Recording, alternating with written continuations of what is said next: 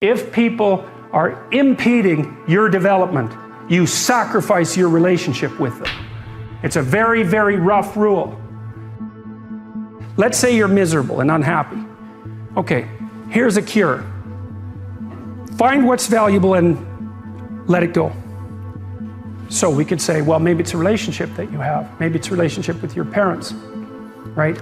And the relationship is pathological, but you're locked into it, you value it, and no wonder, because it's a relationship with your parents. And you're suffering terribly because of it.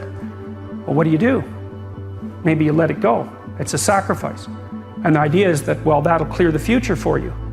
Well, very frequently when people are suffering terribly, not always, because sometimes you just suffer stupidly, blindly, and without recourse, you know. You get cancer and then you die. So we have no idea how to deal with that.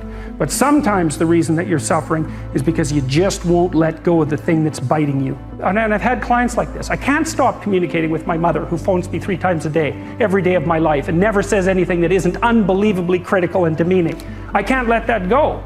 That's not such a good idea. The funny thing too, often when people let something like that go, it goes away, sorts itself out, and then comes back. So they don't even end up losing it. But unless they're willing to let it go, to sacrifice it, they make no headway whatsoever.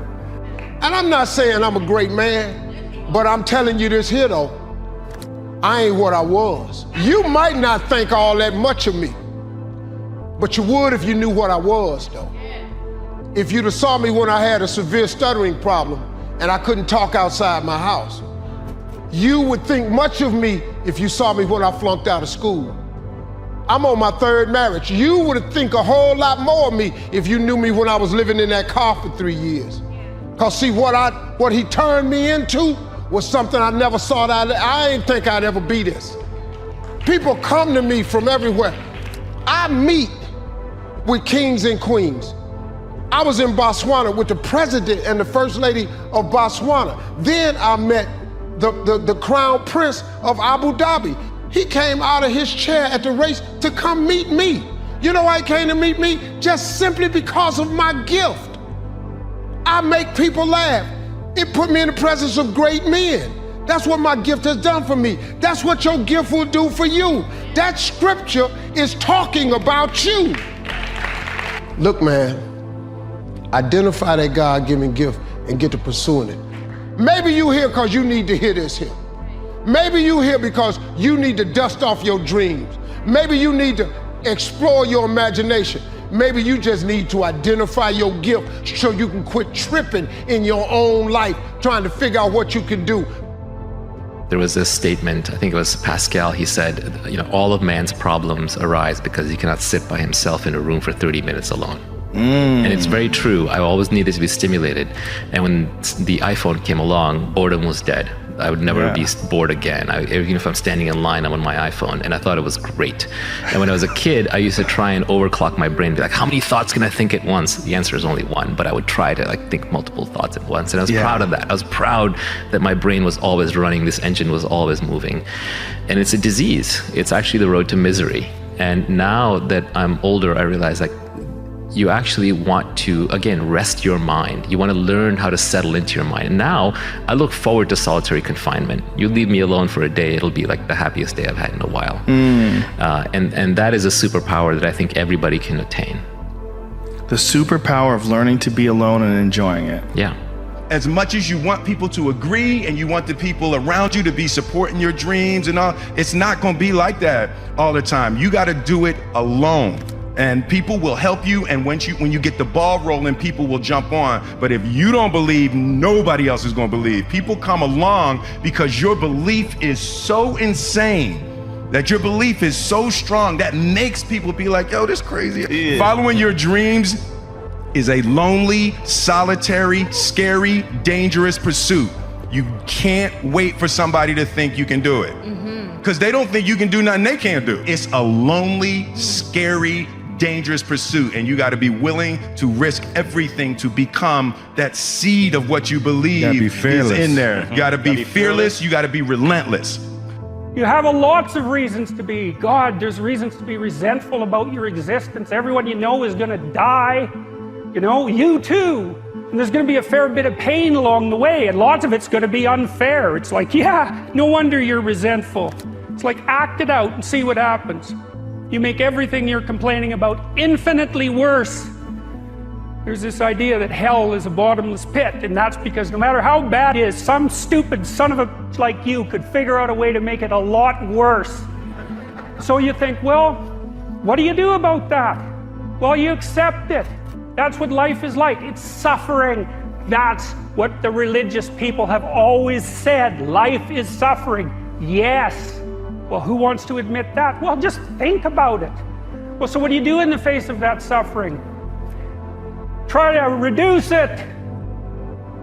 Start with yourself. What good are you? Get yourself together for Christ's sake, so that when your father dies, you're not whining away in a corner, and you can help plan the funeral, and you can stand up solidly so that people can rely on you. That's better. Don't be a damn victim. Of course you're a victim. Put yourself together. And then maybe if you put yourself together, you know how to do that. You know what's wrong with you, if you'll admit it. You know there's a few things you could like polish up a little bit, that you might even be able to manage in your insufficient present condition. And so you might shine yourself up a little bit, and then your eyes will be a little more open, then you can shine yourself up a little bit more, and then maybe you could bring your family together instead of having them be the hateful, spiteful, neurotic, infighting batch that you're like doomed to spend Christmas with. So then you fix yourself up a little bit, kind of humbly, because, you know, God, you're a fixer-upper if there ever was one. And then you got to figure out, well, can you figure out how to make peace with your idiot brother? And probably not, because he's just as dumb as you, so how the hell are you going to manage that? And so then maybe you get somewhere that way, and your family's sort of functioning, and you find out, well, that kind of relieved a little bit of suffering, although it reduced the opportunities for spiteful revenge, and that's kind of a pain in the neck. And so then you get your family together a little bit, and you're a little clued in then, at least a bit, because you've done something difficult that's actually difficult. You're a little wiser, and so then maybe you could put a tentative finger out beyond the family and try to change some little thing without wrecking it. It's like, our society is complex, and we teach our students that they could just fix it. It's like, go fix a military helicopter and see how far you get with that. It's like, what are you gonna do? You're like a chimp with a wrench. Whack! Oh look, it's better! It's like, no, it's not better. Things are complicated, and to fix things is really hard. And you have to be like a golden tool to fix things, and you're not. And that's the other message of the West. It's like, how do you overcome the suffering of life? And I'm not saying it's only the message of the West. How do you overcome the suffering of life? Is be a better person. That's how you do it. Well, that's hard. It takes responsibility. And I think, you know, if you said to someone, you want to have a meaningful life? Everything you do matters. That's the definition of a meaningful life. But everything you do matters. So you're going to have to carry that with you. I get, worried sometimes. I get these feelings. And so what I decided to do was create a 90-second rule for myself where I would end suffering as it arises. Because anybody tells you you're gonna end suffering is full of crap. The reason is your brain is a 2-million-year-old brain, and it's not designed to make you happy, it's designed to make you survive. But there's no saber-toothed tiger for you to react to anymore, so now we worry about what are people thinking of us, do I have enough money? Over the last 2 years, what I've done is play this little 90-second rule, and if I feel tension in me, I go, okay, that's suffering. Where does it come from? What am I stressed about? What am I concerned about? And what I immediately do is I realize the stressful thought. What I really do now is I dig in and I notice that the only time you have stress or suffer is when you believe a stressful thought.